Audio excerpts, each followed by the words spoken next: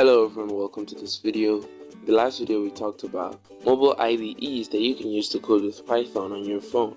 In this video we're going to be talking about variables and how they can be used in a Python program, and we'll also talk about some of the advantages and disadvantages. If you're ready for this video, go drop a like down below and also subscribe to this channel so that you do not miss any future videos. So without wasting much time, let's get started.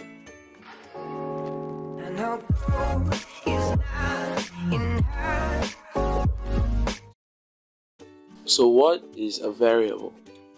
Usually I like to define it as a container where you can store information, where you can store data. That definition is good for beginners, but as you progress in Python you're going to realize that variables are just like labels that gives you easy access. So for now we're going to give variables the definition of containers that can store or contain data. The great advantage of variables is that it enables you to reuse the value more than once. For example, let's say you wanted to print out a long message. You can store that message in a variable and print it out like 4 times without having to type the entire message again or copying it. It just makes your code look way neater and it will still be just as effective. So now let me give you an example of a variable. First thing I'll do is comment out the string here because it will cause errors when you run the program. So we are going to make a variable called welcome. To assign variables we use the single equal sign and then the value is going to be on the right side. So for the value of a variable, it can be anything. It can be a number like 7, or it can be a string like hello user, for example. And then once the variable is set, you can print the variable over and over again. For example, if we print welcome, it's not going to print that message on screen. It's going to find the variable welcome because we didn't put it inside quotes. Then it's going to find the value of that variable, which is hello user, and then it's going to print it.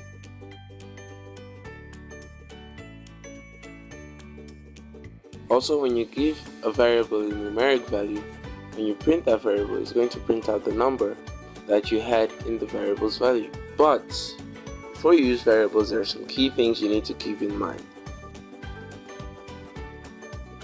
So the first thing you need to keep in mind is that variable names can only contain letters, numbers, or underscores. Not dollar signs, not exclamation marks, just letters, numbers, and underscores.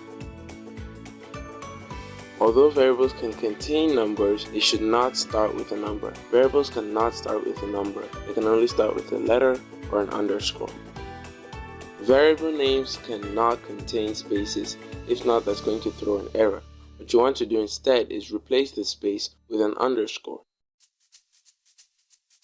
Another thing we need to keep in mind is that keywords cannot be used as variable names. So keywords like print, def, int, those things can be used as variable names. You have to come up with something else.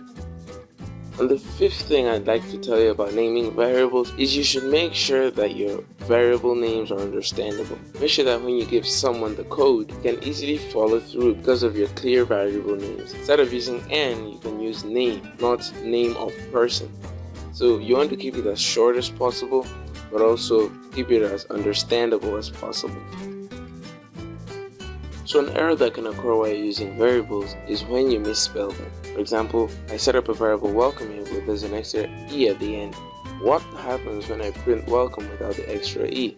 Python throws a name error, and Python tries its best to help us to understand what we just did. It tells us that there's a name error, that welcome is not defined. So when you get such an error, you have two options: changing the variable name or changing the value inside the print statement. But that will do it on our variables video, guys. If you enjoyed it, be sure to drop a like down below and also subscribe to this channel so that you do not miss any future updates. You can also join my Discord server, the link is going to be in the description. But anyways, thanks for watching, guys.